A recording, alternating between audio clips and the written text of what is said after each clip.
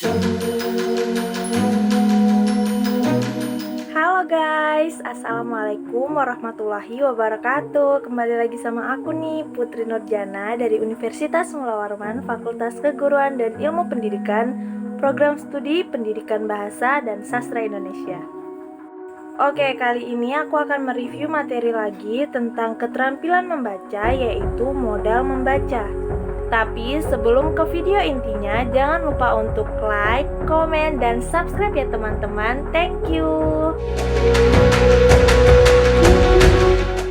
Yang pertama yang akan kita bahas tentang modal membaca. Modal yaitu pengetahuan dan pengalaman.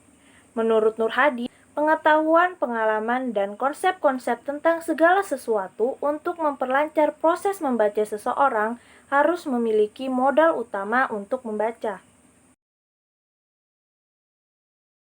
Pengetahuan tentang teknik membaca. Secara garis besar, pengetahuan tentang teknik membaca harus meliputi pengetahuan tentang aspek-aspek membaca, pengetahuan tentang teknik membaca cepat, dan pengetahuan tentang membaca telaah. Poin A, pengetahuan tentang aspek-aspek membaca. Yang pertama, keterampilan mengenali kata dan tanda baca. Yang kedua, keterampilan memahami makna tersurat. Yang ketiga, keterampilan membaca kritis. Keempat, kemampuan membaca kreatif. Kemudian poin B, pengetahuan tentang teknik membaca cepat antara lain. Yang pertama, kemampuan membaca pemahaman dengan kecepatan di atas 400 kata per menit. Yang kedua, kemampuan membaca dengan teknik skimming. Yang ketiga, kemampuan membaca dengan teknik scanning. Selanjutnya yang terakhir poin C, pengetahuan tentang membaca telaah ilmiah antara lain. Yang pertama, metode SQ3R atau survey, question, read, recite, dan review. Yang kedua, metode PQRST atau preview, question, read, summarize, dan test.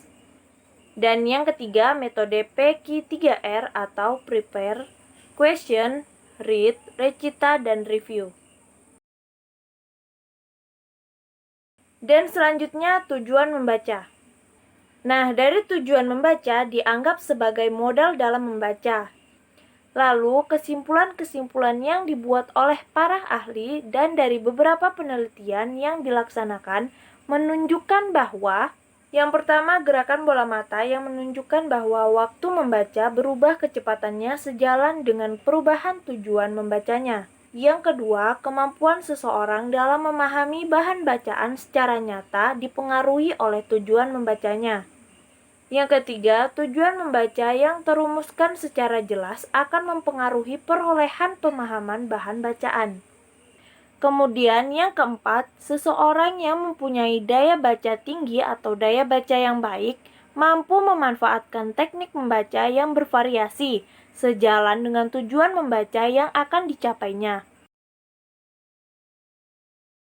Selanjutnya yang akan kita bahas yaitu definisi keterampilan membaca.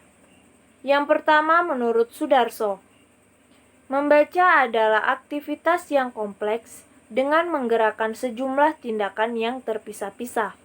Yang kedua menurut Tarigan, membaca dapat didefinisikan sebagai suatu proses yang dilakukan atau digunakan oleh pembaca untuk memperoleh pesan yang hendak disampaikan oleh pembaca dengan melalui media kata-kata atau bahan tulisan.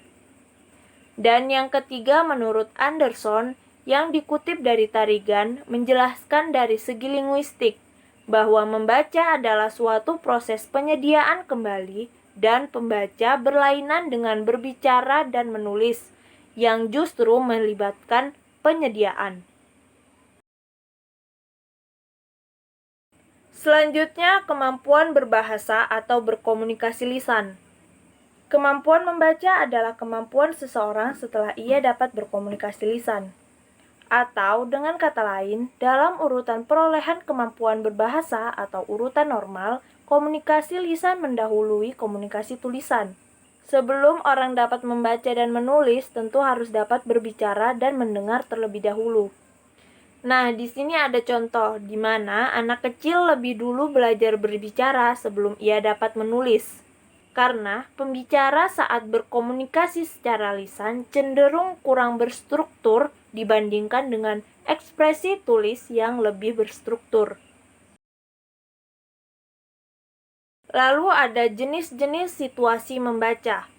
Yang pertama ada membaca nyaring dan membaca dalam hati. Membaca nyaring adalah proses mengkomunikasikan isi bacaan yang dibaca dengan nyaring kepada orang lain. Sedangkan membaca dalam hati merupakan kegiatan membaca yang dilakukan dengan tidak menyuarakan isi bacaan. Yang kedua, membaca ekstensif. Membaca ekstensif merupakan membaca yang dilakukan secara luas. Pada siswa diberikan kebebasan dan keleluasaan dalam hal memiliki baik dari jenis maupun lingkup bahan-bahan bacaan yang dibacanya. Kemudian yang ketiga, membaca intensif. Membaca intensif merupakan program kegiatan membaca yang dilakukan secara seksama. Nah, materi selanjutnya yaitu pengetahuan tentang teknik membaca. Yang pertama, baca pilih atau selecting. Teknik ini dilakukan dengan cara memilih bahan atau bagian bacaan yang dianggap relevan dengan kebutuhan pembacanya. Yang kedua ada teknik baca lompat atau skipping. Teknik ini dilakukan dengan cara melompati bagian-bagian yang tidak diperlukan dan dipakai untuk menemukan bagian bacaan yang relevan dengan kebutuhan pembacanya. Yang ketiga ada teknik baca layap atau skimming. Nah, teknik ini adalah membaca dengan cepat untuk mengetahui isi umum atau bagian suatu bacaan. Yang keempat ada baca tatap atau scanning. Jenis teknik membaca ini adalah jenis membaca yang sangat cepat. Nah, menurut Sudarso menyebutkan bahwa scanning adalah sebuah teknik membaca untuk mendapatkan suatu informasi tanpa membaca isi yang lain-lain. Nah, selain skimming dan scanning, ada juga teknik membaca bottom up dan top down. Selanjutnya, materi yang kita bahas yaitu tipe pembaca yang tidak efisien dan masalah umum dalam membaca. Yang pertama, kita bahas tipe-tipe pembaca yang tidak efisien. Tipe-tipe tersebut antara lain, yang pertama, membaca dengan memfokalkan apa yang dibacanya. Yang kedua, membaca sambil bergerak. Yang ketiga, membaca sambil tiduran atau sambil berbaring. Yang keempat, membaca tidak konsentrasi. Ada beberapa masalah dan hambatan yang terjadi pada setiap orang. Masalah tersebut antara lain, yang pertama rendahnya tingkat kecepatan membaca, yang kedua minimnya pemahaman yang diperoleh, dan yang ketiga kurangnya minat dalam membaca. Oke guys, jadi itu saja ya hasil dari mereview keterampilan membaca yaitu modal membaca. Semoga bermanfaat untuk kita semua ya. Jangan lupa untuk like, komen, dan subscribe ya teman-teman. Thank you. Wassalamualaikum warahmatullahi wabarakatuh.